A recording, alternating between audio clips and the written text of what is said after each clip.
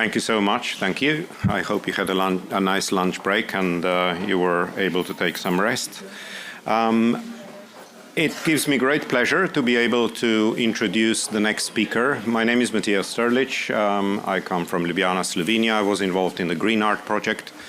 And it gives me great pleasure to introduce the next speaker, who I learned recently has spent a little bit of time studying in Slovenia, so we had a little bit to catch up on during the lunch break.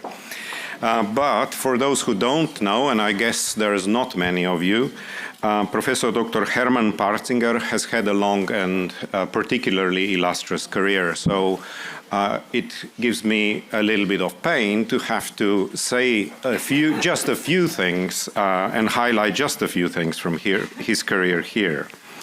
He's an archaeologist and since 2008 has been president of the Prussian Cultural Heritage Foundation, SPK. With 25 museums, libraries, archives, and research institutions, SPK is one of the largest cultural institutions in the world. He was in charge of two major cultural projects there. The renovation of the world-famous Museum Island, which I guess we all have visited and admired, and the realization of the Humboldt Forum in the reconstructed Berlin Palace, which is an amazing development. Before joining SPK, he was director and later president of the German Archaeological Institute in Berlin as well. Dr. Hermann Parzinger has conducted 30 years of archaeological field research in Europe and in the Near East and Central Asia as well.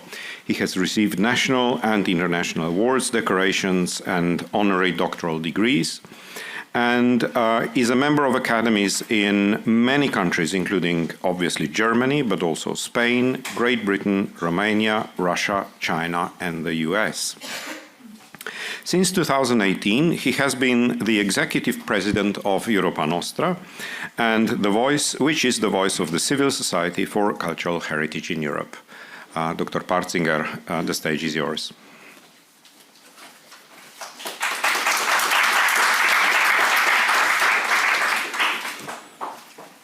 Thank you very much, dear Matija, for this nice introduction, and Katrin for the invitation. Dear colleagues, I already said I was listening in the morning, and compared to the talks which we heard before, I'm a little bit the exotic one, because as it was already said, I'm archaeologist. I'm not conservation scientist. I'm not chemist. So also my approach will be a little bit different one, but I think this was also the intention of this talk. Again, thank you for inviting me. Europa Nostra, as it was already said, I'm engaged indeed since 2018. It's an honorary position because when I still was in charge of the Museum Island, all these things, I thought I have to do also something more for Europe. So for me, this was very important. I retired from the position in Berlin half a year ago, and I'm fully dedicating myself, almost fully. Some books remain to be written in archaeology, but for the rest, fully dedicated to Europe and Europa Nostra. And well, what I saw in the morning, my great congratulations, fantastic project which has been presented. I am not one of you, of course, but nevertheless, listening to that, what you are doing, what your expertise, this was really great, and only can hope that this knowledge, not what you achieved, the results will spread around, and that many people in Europe and institutions in Europe will learn about that and continue the work which you started. Europa Nostra is a movement of citizens, experts, and volunteers from more than 40 countries, working to safeguard Europe's cultural and natural heritage in all its diversity.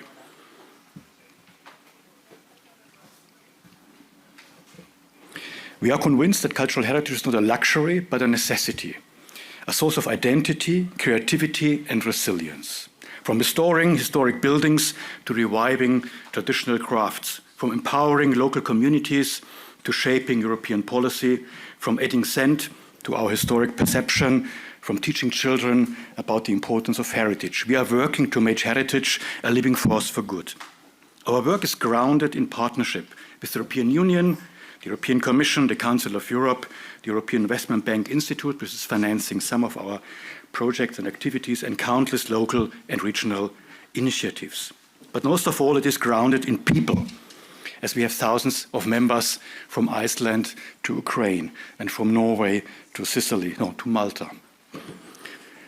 Cultural heritage is a living force, and heritage gives hope. When a community in Ukraine protects its monuments under bombardment, when a derelict industrial site in Portugal became a hub for innovation, when young people in the Balkans rediscover their shared cultural roots, then we witness the quiet power of heritage to heal and to unite.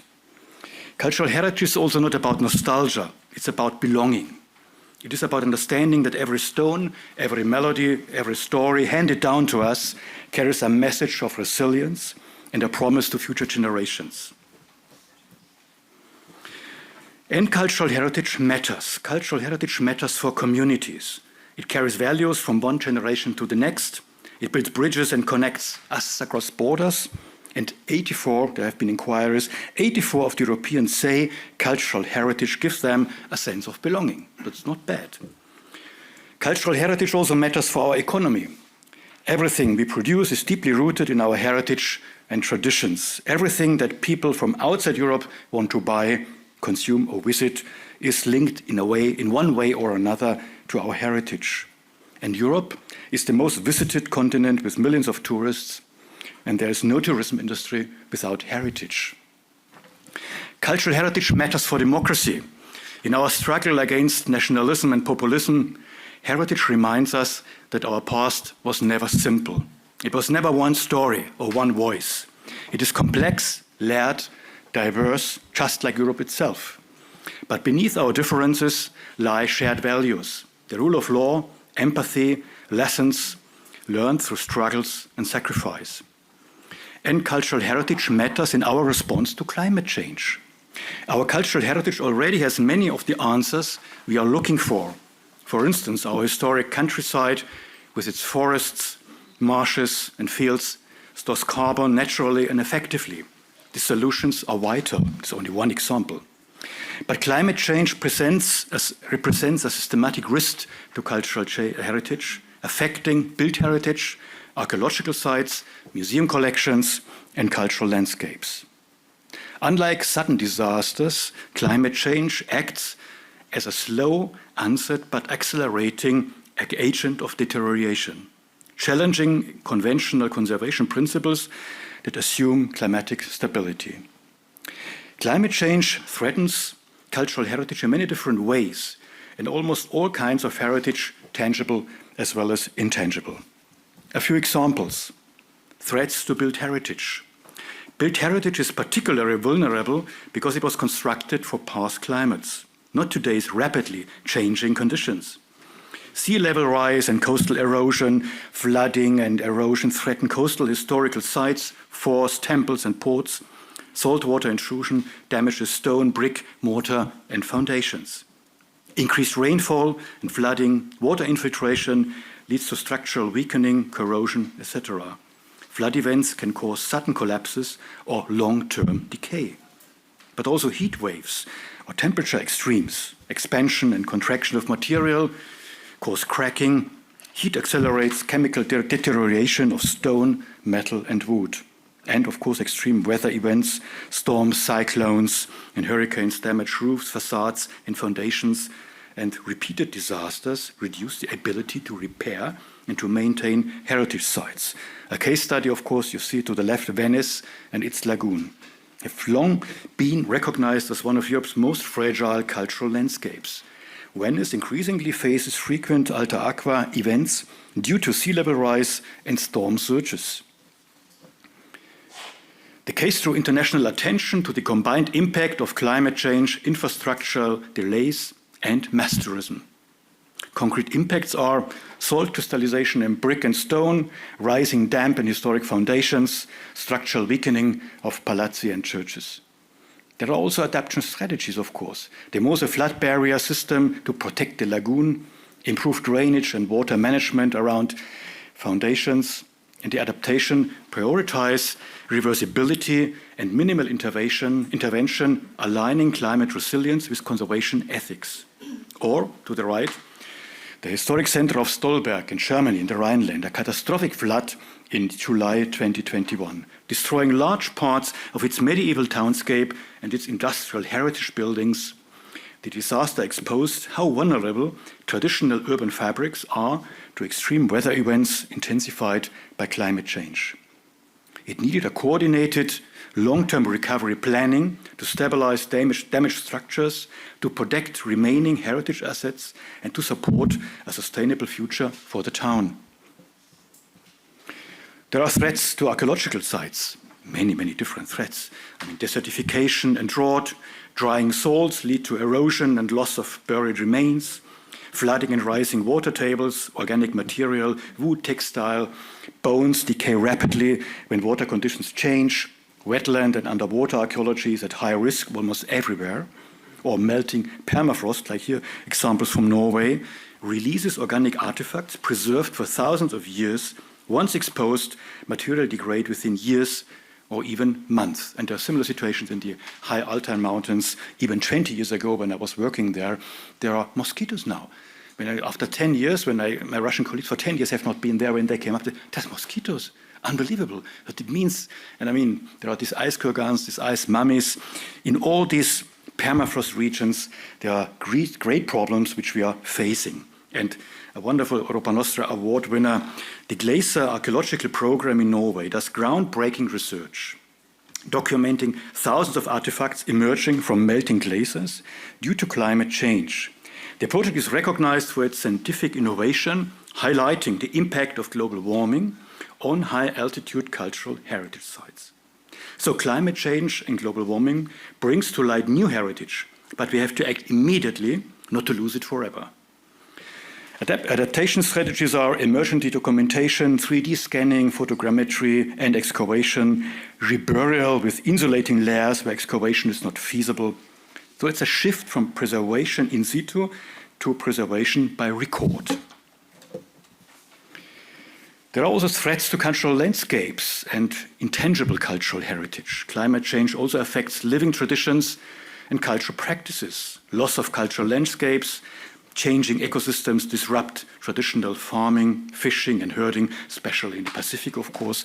Sacred landscapes and culturally significant natural features are disappearing. There's community displacement, forced migration breaks transmission of languages, rituals, craft knowledge.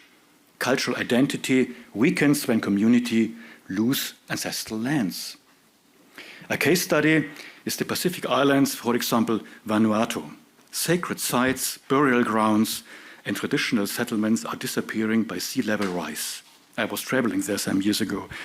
Impacts are physical loss of heritage sites, displacement of communities and cultural practices, but the adaptation strategies include community-led relocation of movable heritage, documentation of rituals and oral histories, integration of indigenous knowledge into climate planning, which is also important. And there is an ethical dimension. Heritage conservation must address social justice and community agency too. Vanuatu is widely referenced as a leading voice for small island states in the Pacific, using heritage diplomacy and international cooperation to confront climate-driven risks. And of course, there are the threats to museums and archive collections, libraries, and so on. Collections depend on stable environmental conditions, which climate change undermines. Temperature and humidity fluctuations cause cracking, fading, corrosion, and mold growth, especially harmful to paper, manuscripts, photographs, paintings, textiles, and leather. Power failure, infrastructure stress, climate disasters disrupt storage environments, emergency responses may be overwhelmed or delayed. And of course, flood and fire damages, we saw it also in the morning, and here floods destroy archives and libraries and storages. Wildfire threatens entire museum collection, historic repositories. The case study, you see it here on the pictures, the famous Elbe floods, strongly affecting on the Saxony museums in Dresden in 2002, one of the worst flooding disasters in recent German history, with inundating rivers overflowing after extreme rainfall. Museums were affected, water reached basements and ground floor storage areas, damaging collections, infrastructure, and equipment. Or just to mention the Hurricane Katrina years ago, floods destroyed irreplaceable museums and archives materials in New Orleans. Adaptation strategies are disaster preparedness planning, elevated storage and flood-resistant design, and digital archiving. There's also a conservational shift from passive preventive conservation to risk-based climate resilience planning. But museums understood that they have to be part of the solution. An example for climate policy of memory institutions, especially museums, is the Bizot Green Protocol. The Bizot Group is an international network of the directors of the world leading art museums. They're gathering twice a year, and they decided about a Bizot Green Protocol. It's a voluntary, evidence-based set of guidelines, guiding principles, and practical guidelines that encourages museums and cultural institutions to align collections care and operational practices with environmental sustainability. The protocol starts with a declaration of intent, recognizing that the museum sector must contribute urgently to climate action. Its aims is to integrate sustainable thinking into all areas of museum practice, including environmental conditions for collections, exhibitions, transportation, loans, and everyday operations. There are environmental guidelines too. The protocol includes recommendations on climate conditions for storage and display. So hard topics to discuss with conservators and restaurators, I know. Temperature, relative humidity, daily fluctuations, how strong can they be or not. And they define ranges, and these ranges are wider and more energy efficient than many older standards and intended to be safe for most collections based on current research. But not all museums, which are part of the Bizot Group, really adapted these regulations, these guidelines. Not even the Berlin museums, by the way, but we are hard to trying it. These guidelines are to be updated every 5 years to reflect new research, technologies, and sustainability insights. This represents a fundamental shift in museum conservation philosophy. It balances collections care with environmental impact and adopts greener decisions as the norm. But the green transition also has effects on museum planning and museum building.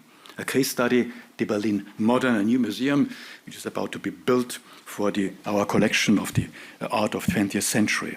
Berlin Modern is a major new museum under construction at the Kulturforum in Berlin, intended to house the 20th century art collection of the Neue Nationalgalerie.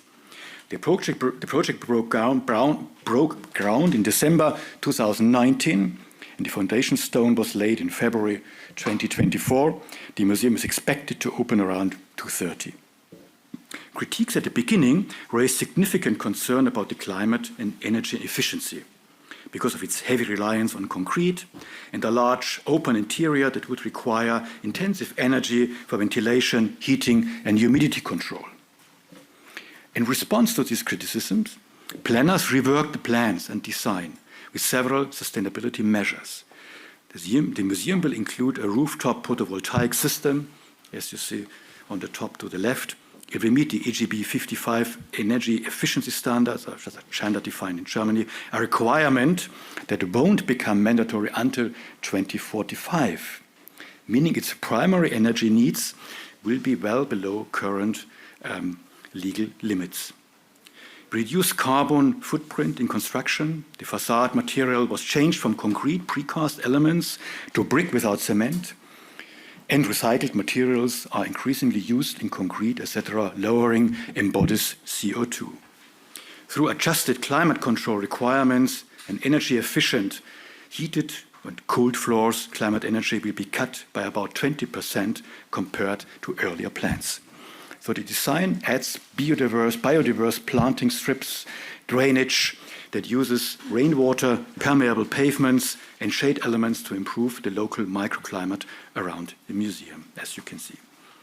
In summary, the debate around the Museum Berlin Modern and its sustainability centers on a tension between ambitious cultural infrastructure and climate responsibility. Early criticism focused on high energy use and CO2-intensive construction, but subsequent design revisions have sought to address these concerns through the new renewable energy, material choices, lower energy demand, and green landscaping. while also expanding the museum's role as an open, accessible institution, because there's also something like social sustainability. It is a fact and a challenge to face. Climate change represents a slow but pervasive danger to cultural heritage. 1 of 6 World Heritage Sites are threatened by climate change. This is an estimate of UNESCO. Cultural heritage tends to be relatively static, vulnerable, and often underfunded. The adaptation to rapidly changing climate and extreme weather events requires new thinking, monitoring, maintenance, risk assessment, and integrated planning, and linking heritage policy with climate policy. New strategies are needed for architectural adaptation, for conservation approaches, for more preventive conservation or reactive intervention. And the 3 projects which you saw today, to the Green Cluster, Moxie, Green Art and Go Green, I think are outstanding models to this approach with an enormous contribution. Heritage management and policy needs integration of heritage into national climate adaptation plans, interdisciplinary collaboration with architects, conservators, and climate scientists, to be aware that cultural heritage can contribute to climate mitigation. Conserving heritage is not opposed to sustainability, it is a form of climate action, if it's well done. For all kinds of heritage professionals, climate change demands a shift from preserving the past as it was to safeguarding heritage so it can endure. Cultural heritage must be part of the solution. Europa Nostra works on several fronts, raising awareness and policy advocacy on EU level, risk assessment and listing, mobilizing resources in stakeholder action, embedding heritage in climate and sustainability policy. The Green Paper introduced here to the left by Europa Nostra and ICOMOS in 2022, officially titled European Cultural Heritage Green Paper, Putting Europe's Shared Heritage to the Heart of the European Green Deal. And by the way, when we launched here, Andrew Potts, one of the main authors of this paper, and Maria Gabriel, at that time, commissioner, was responsible for culture, took part at this. This is also, I think, an important sign. The core purpose of the Green Paper was to integrate cultural heritage into the European Green Deal's climate and sustainability agenda, positioning cultural heritage not as a separate issue, but as a central contributor to achieve EU climate and sustainability goals. The document argues that Europe's rich cultural and natural heritage can support climate action, resilience, and not just transition to a sustainable future. Cultural heritage matters for the European Green Deal, and there is a mutual dependency. The success of the Green Deal, limiting warming towards 1.5 degrees and achieving climate neutrality, is crucial to safeguard heritage sites.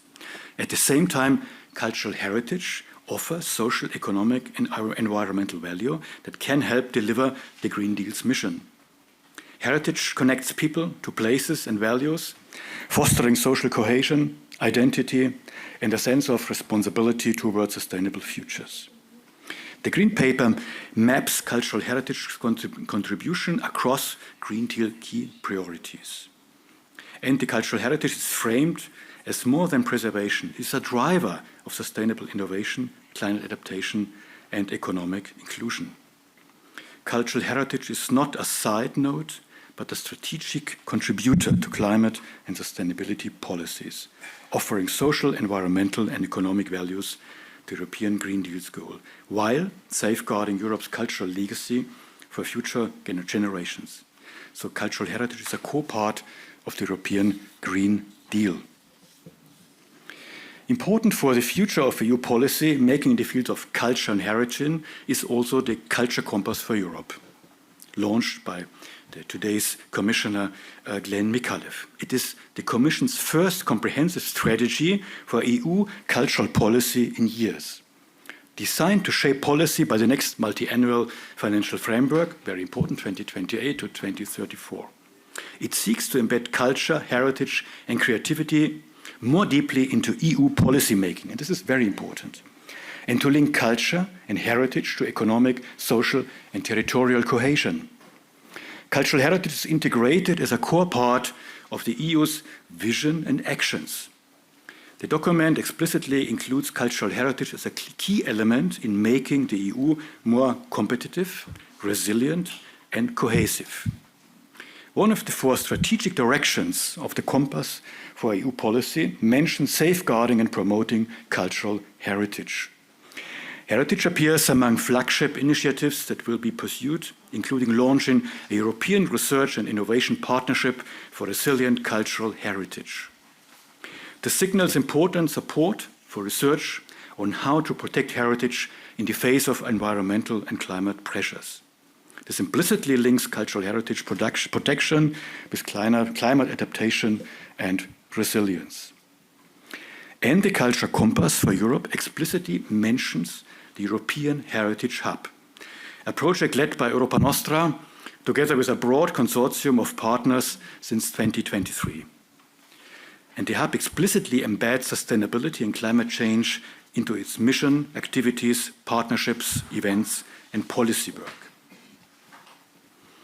The European Heritage Hub places cultural heritage at the core of Europe's green transition and climate policy.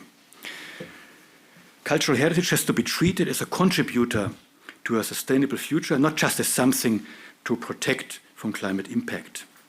The green transformation is one of the 3 cross-cutting priorities integrated horizontally across all hub activities. Cultural heritage is used as an advocacy asset to reinforce the narrative and policy making on climate change, identifying how heritage strengthens climate policy and sustainable management of cultural assets. The hub hosts and participates in forums, dialogues, and collaborative events where heritage and climate change are explicitly discussed. In essence, the European Heritage Hub, in the European Heritage Hub, cultural heritage appears as both a vulnerable asset, one, impacted by climate change, and second, a proactive driver of sustainable, inclusive climate action, contributing cultural knowledge, community engagement, policy narratives, and advocacy that place heritage within climate and sustainability policy making across Europe. In the next phase now, in the pilot phase of the European Heritage Hub from 2020, the pilot phase in the 23-25 climate and green transitions were embedded horizontally, as I mentioned, and now in the next phase, the preparatory action phase from 2025 to 2026, it builds on the foundation of the first phase, but with expanded, structured, and policy-oriented ambition in relation to heritage and sustainability, respectively climate, from experimental to structural integration. So the outstanding importance of the green transition for cultural heritage is addressed, but is this enough? Is this enough in EU policy? The Green Cluster for Science and Conservation Research is the right step forward. And leading green conservation projects like Moxie Green Art and Go Green are highly innovative, but they follow the logics of projects, which are always limited in time. What comes after? How can they meet the expectations, or are they just a drop of water on a hot stone with all the goods? Are the needs of heritage science really sufficiently addressed by EU policy, and not only EU policy, also by national policies? Cultural heritage is a resource which is not renewable. It's a critical entity. If you do not want to lose it, it needs a strong and effective heritage science. Heritage science has many facets. It's not a hobby. It must be part of fundamental research. It needs a stable infrastructure that is crucial. It requires permanent funding, not only for projects. It needs to be better established in the field of education and research on university level. The challenges of heritage science are basically structural challenges. The problems exist on EU level, but they exist as well in the member states. The solution can only be found together with the European Commission and the member states. It needs a pan-European approach in order to meet the right actions. On the national and regional level, national and regional authorities must invent in heritage science. They have to create stable infrastructures for preservation of cultural heritage. They have to include cultural heritage in all actions addressing the mitigation of and adaptation to climate change. On the European level, the European Commission could point out the importance of cultural heritage in times of climate crisis and propose new actions at European level. The European Commission should support a holistic approach of heritage science and try to overcome existing fragmentations, and should ensure a structured cooperation between the different respective EU Directorates General responsible for climate change and cultural heritage. The European Commission should establish a common European platform for exchange, discussions and knowledge sharing about the impacts of climate change on cultural heritage. There are Heritage Research Hub, the European Partnership of Resilient Cultural Heritage under Horizon Europe, infrastructures and programs like IRIS, ARCHE and others. Nevertheless, the European Commission could initiate and regularly update European climate change cultural heritage risk assessment map, perhaps. And the funding should not be restricted to the field of culture and heritage. That's always the main problem where comes the funding. But perhaps it could be structurally integrated across the EU budget, because it's important for the committees of social cohesion as well, for economy, for regions, for research and education, not only for culture. I'm coming to the end. Russia's brutal war against Ukraine shows one thing very clearly. It is a war against Ukraine's cultural heritage in order to destroy Ukraine's identity. Thousands of monuments, museums, libraries, archives, churches, historic city centers, and so on have been destroyed intentionally and are still being destroyed. The Ukrainians defend themselves, and they do their best to protect their cultural heritage, often by risking their lives by doing so. But the Ukrainians know what Putin knows. When you have lost your cultural heritage, you have lost everything. This war underlines in a very cynical way the outstanding importance of cultural heritage for the people. The significance of cultural heritage for society cannot be overestimated. We should do all what we can to protect and to preserve it. Thank you very much.